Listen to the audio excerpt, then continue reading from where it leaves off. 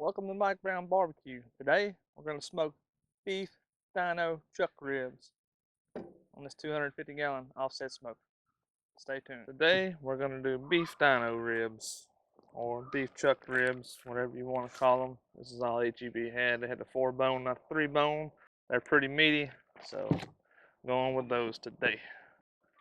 When you're opening these up, flip it around to this side to open it up so it don't hurt. Score that membrane. Alright, so we're going to do very little trimming on these, but look how much meat's on those right there. They're very meaty bones. That's the reason I picked this particular rack out. That's what I look for when I pick out beef ribs. These are USDA choice. So we're going to come right here. I'm going to take that corner off right there. Kind of round it off.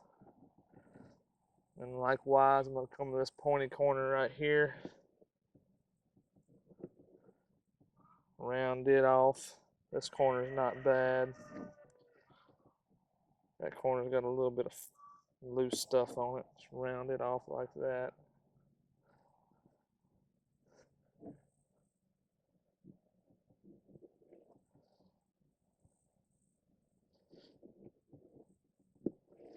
Just very little trimming on these. Now we got a lot of fat on this. Like a decent little 1/8-inch fat cap. I think I'm gonna trim that off just a tad. Especially right here where I can tell where it's real thick and hard.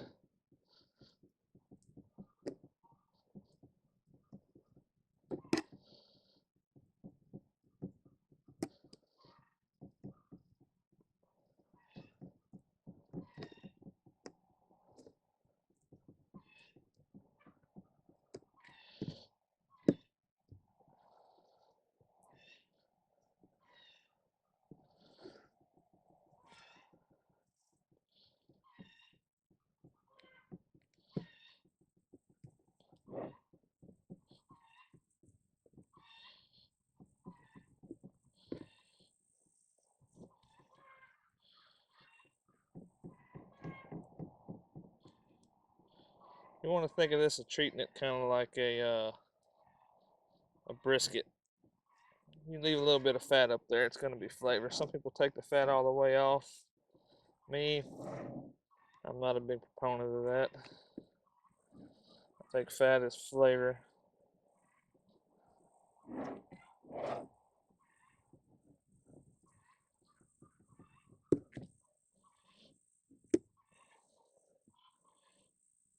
And a lot of people worry about the silver skin also.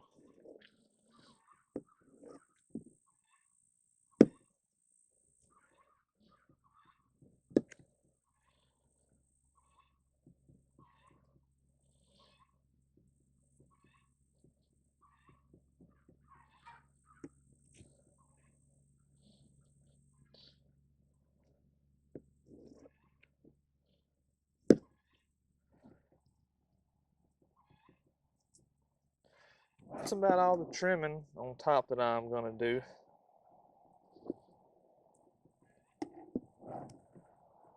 Pretty simple, pretty easy. Considered one of the best bites in barbecue. What we're going to use today, season this up, some 16 mesh black pepper. We'll hit that first. I don't use binders. This is already a tacky surface. If it's not, I just spray it with a little bit of water and make it tacky. So we'll hit it with that black pepper, generous coat.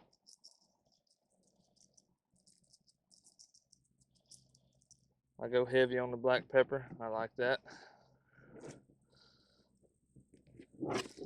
Hit the sides with a little bit of black pepper. Especially this big thick side right here. Just helps build bark and build flavor. And just give it a little old pat in right there. And then we're gonna go ahead and hit it with the Bondler's Fiesta seasoning salt. A good amount of that. Not quite as heavy as the pepper. just enough to make it stand out. The stuff's already pretty salty, so you pretty much just treat it like you salt. You replace this with your kosher salt if you're going to do it. You can put kosher salt in this, but you got to be careful not to make it too salty.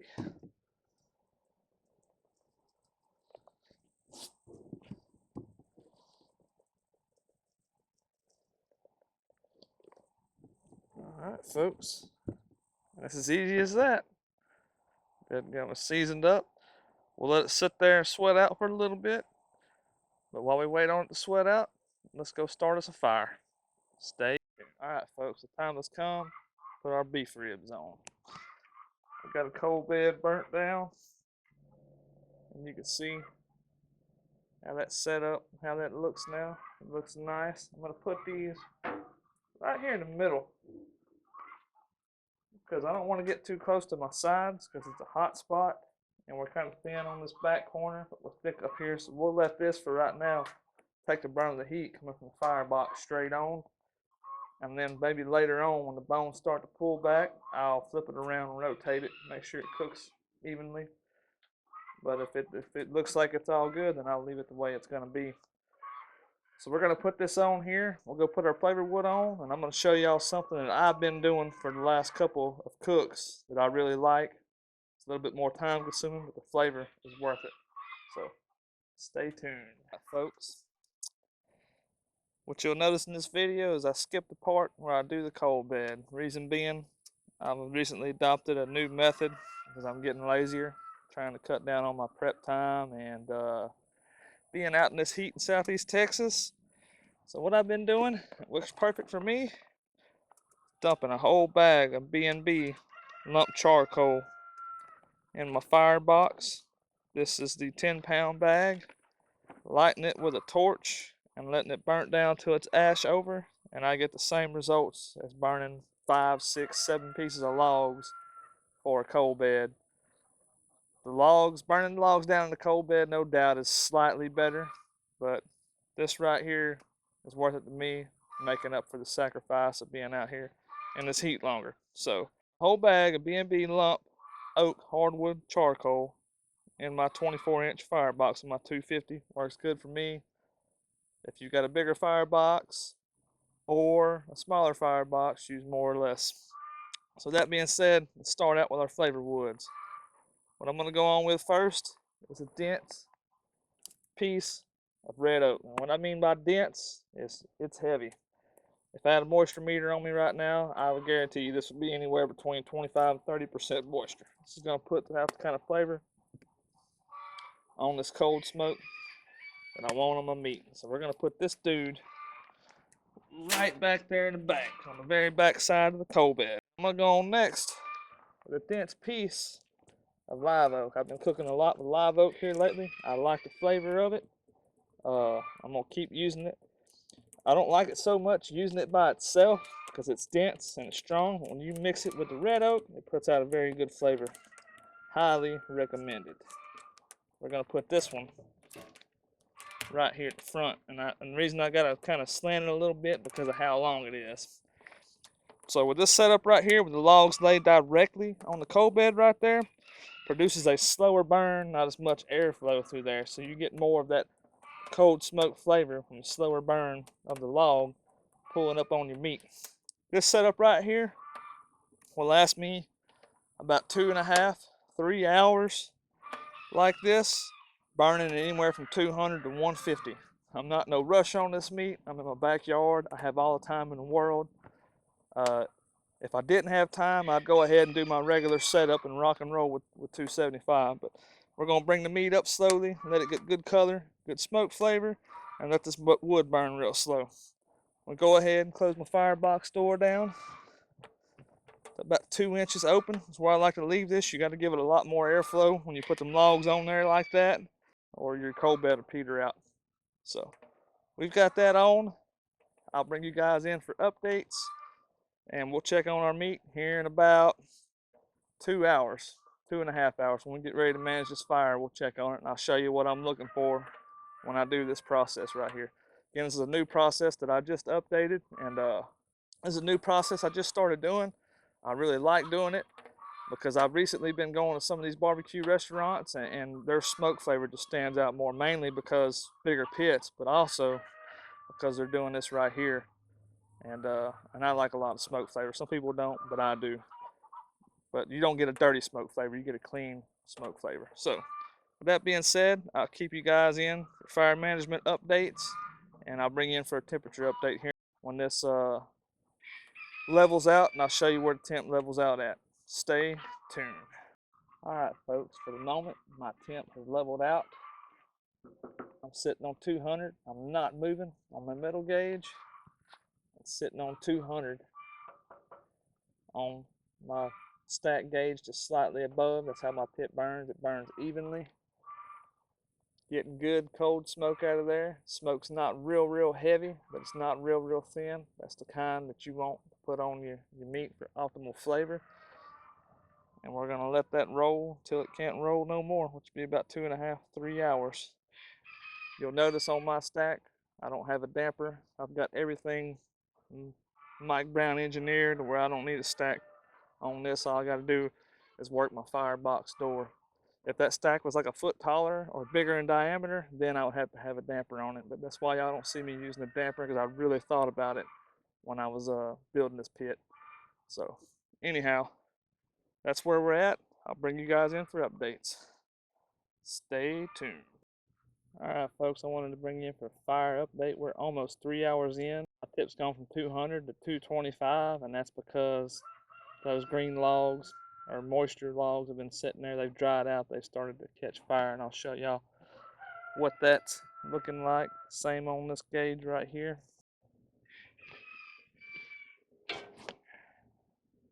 And as you can see, that's where our fire is looking at as of right now. Those two cold smoke logs I put on there, one's about burnt away, the other one's burning. So let's go take a look and see what our meat looks like, and then we'll come back here and manage this fire and start rolling with it. Alright, folks, y'all can see what that's looking like right there. The beef rib is taking on some good color. It looks real nice. Fat starting to pull away right there. Bark is not set yet, and it's not going to be set because we're cold smoking it. It's got that nice red mahogany color now, and that's what we're looking for.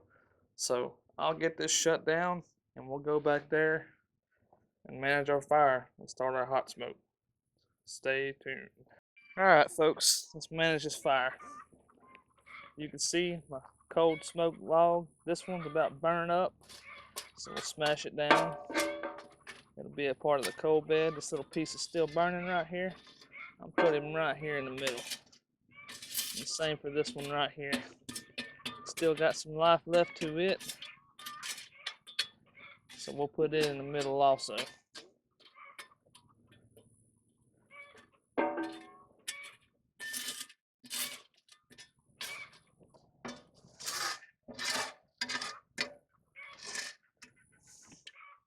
When I get a bunch of fine ash like that, I just dump it out, put it on the ground right here. Really don't have no coals left in it.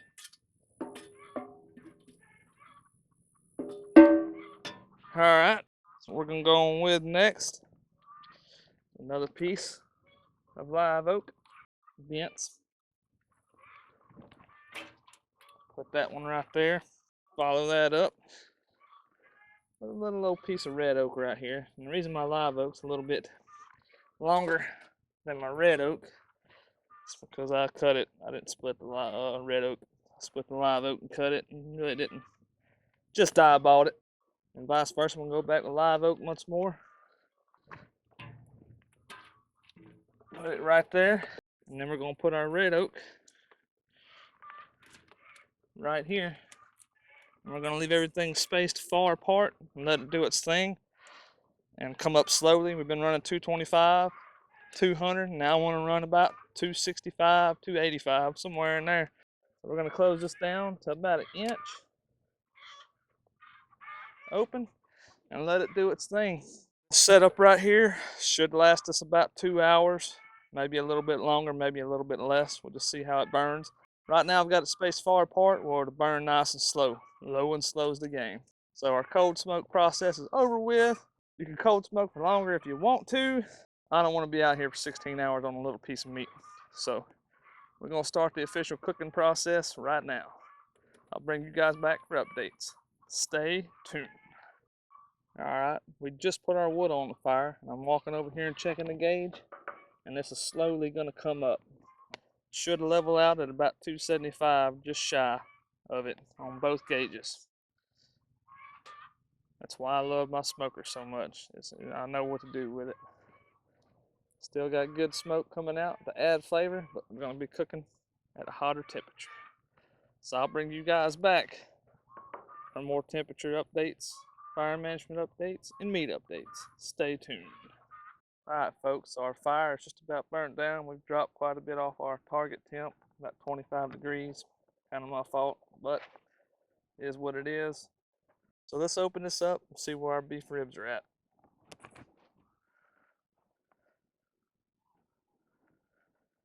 And they are looking nice. Still got a long ways to go. They're not tender by no means. Bone is starting to pull back on this back side also. Got a little pulling right there, which means the fat's rendering down. We're about halfway on these beef ribs, just a guesstimate. So they're looking good. Bark is set, nice and dark. And there's your little close-up view of them. I would pick them up, but they're hot. I don't want to burn my hands. These have been on a total of 5.5 hours. 3 hours was a cold smoke. 2.5 hours have been a 275 to 295 temp. So they're looking good. Fat's rendering. Everything is on schedule. The bark is dark, and it is set. So we're going to go ahead and close this down and go manage the fire. Stay tuned. All right, folks, the time has come to manage this fire for the third time in the cook. And let's see what we got. Like everything is burnt pretty much down except for this one piece of live oak right here. And it's burnt down enough to passion coals. So now what we got now is a very established coal bed.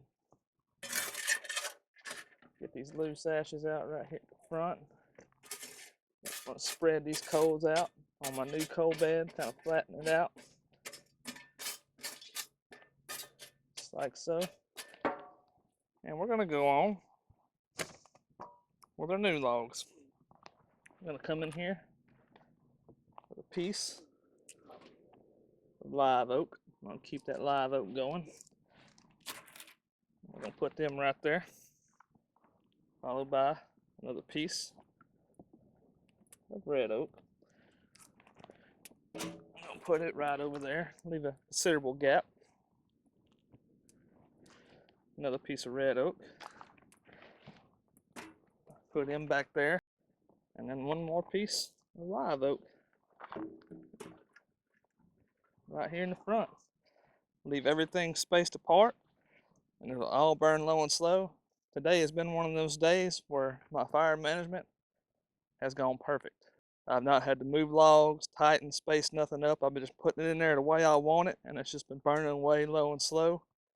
And you can see the results on the meat. Nothing's burnt, nothing's crispy, dark bark. It's going to be smoky. It's just been a good day. Fire management. Weather outside's about 88 degrees. Real light breeze.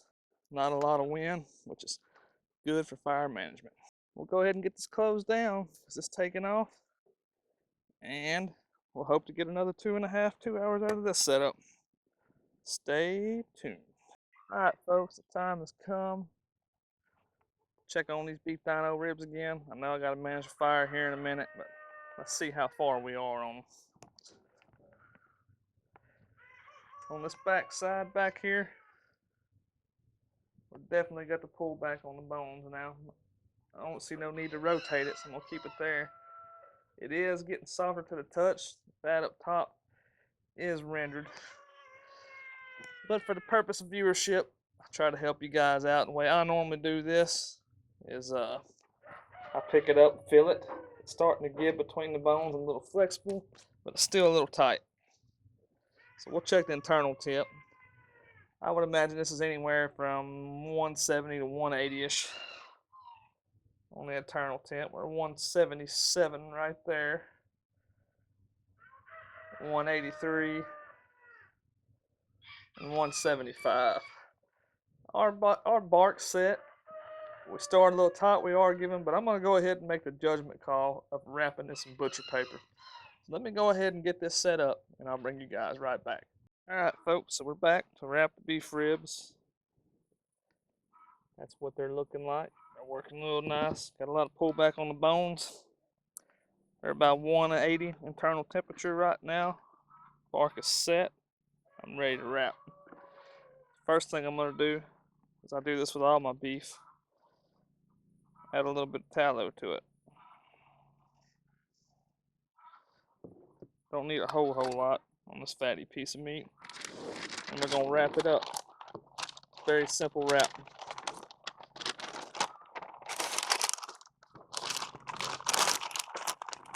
Tuck it in, get all your corners tight as you can, because you want to wrap this up tight.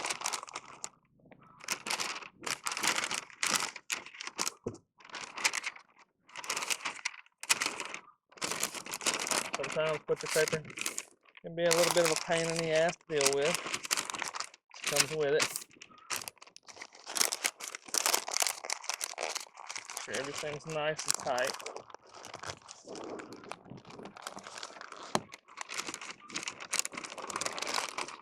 Flip it over once. Fold the corners in.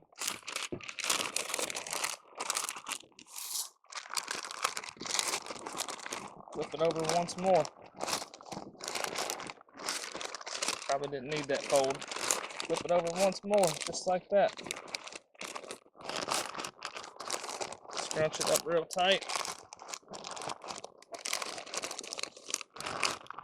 Beef ribs are kind of pain in the butt to wrap, but it is what it is. And these will go back on the smoker.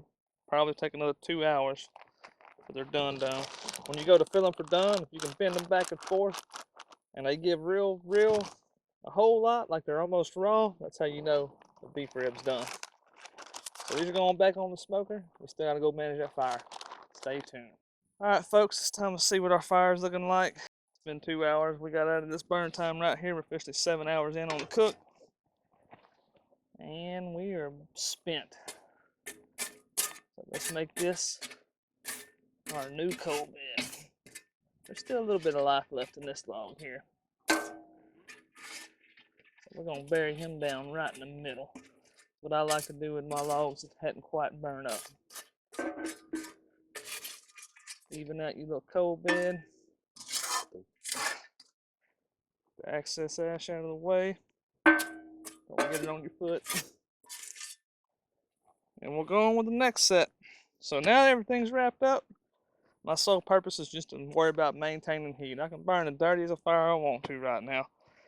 So what I'll do, put on thick logs. It's just red oak. I'll put one right there. And one right there. And I'll put even big, thicker, dense logs up on top. Same thing.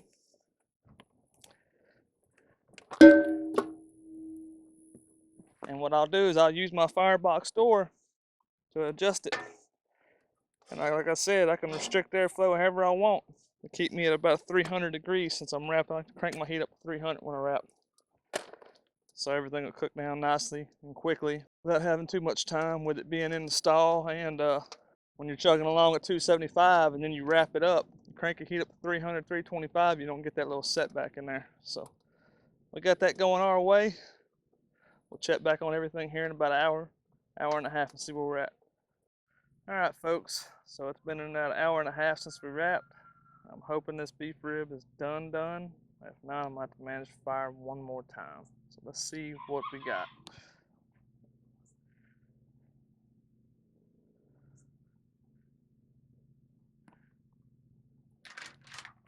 It feels soft. Oh yes, that's done. That is definitely done. For the sake of viewership,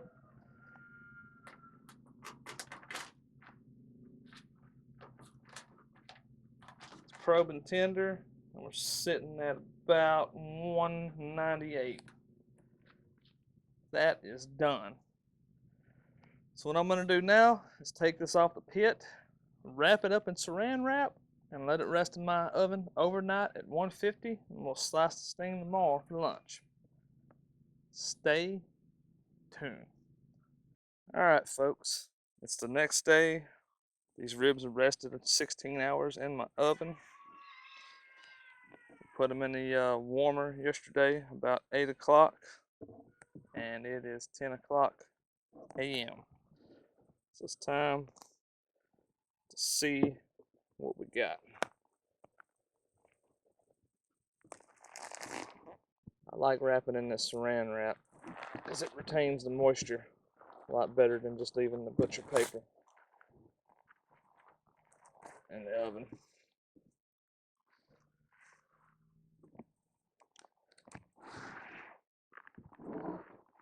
Look at that, folks. Some good looking beef chuck ribs right there.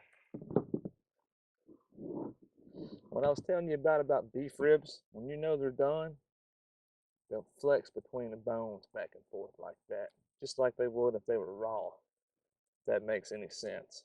So these are tender. They've rested roughly about 14 hours. Let's go ahead and take one of these off of here. Oh yeah, and that cut just like butter. Look at that. It's rendered down. All the fat up top is rendered. How you tell you did successful on a beef rib is if you don't see that fat in the grains right here. It's all rendered out. And that's where the overnight rest comes into play. Everything gets gelatinous and finishes breaking down. Beef rib definitely needs an overnight rest.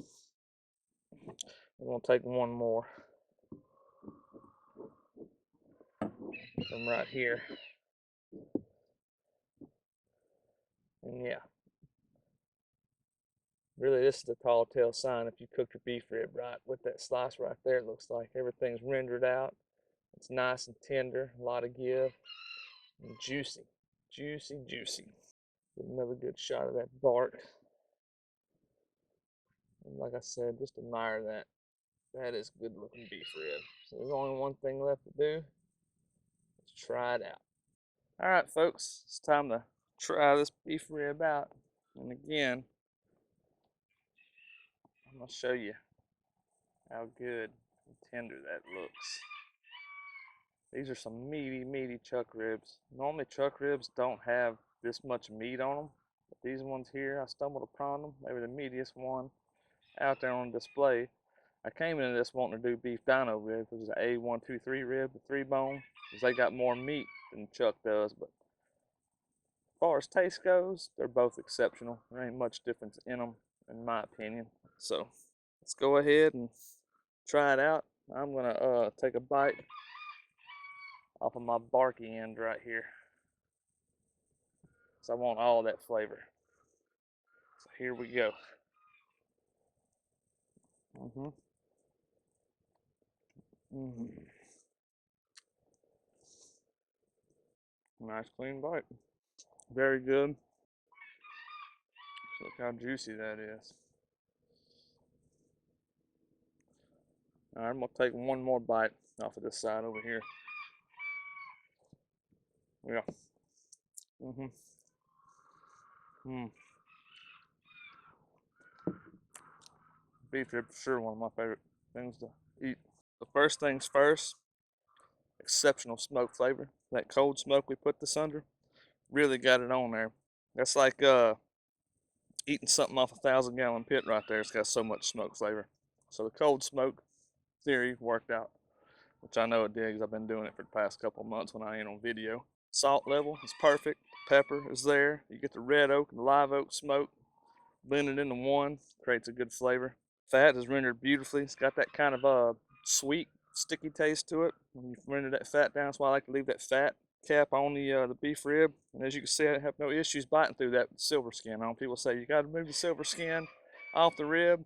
No, you don't. You can leave that silver skin on. In my opinion, leaving the silver skin and the fat on helps better moisture retention in the rib. But like I said, That's a juicy rib. You can't beat that. Can't beat that at all. That's what you want.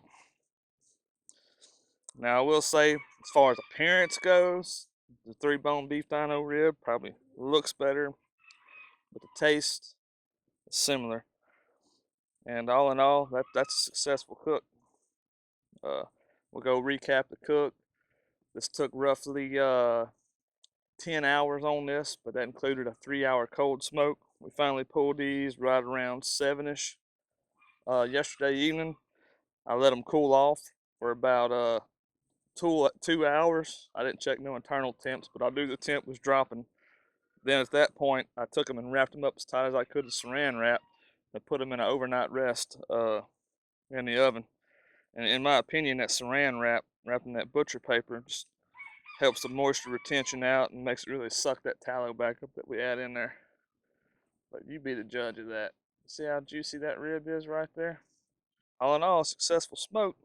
So I got you guys some content out there.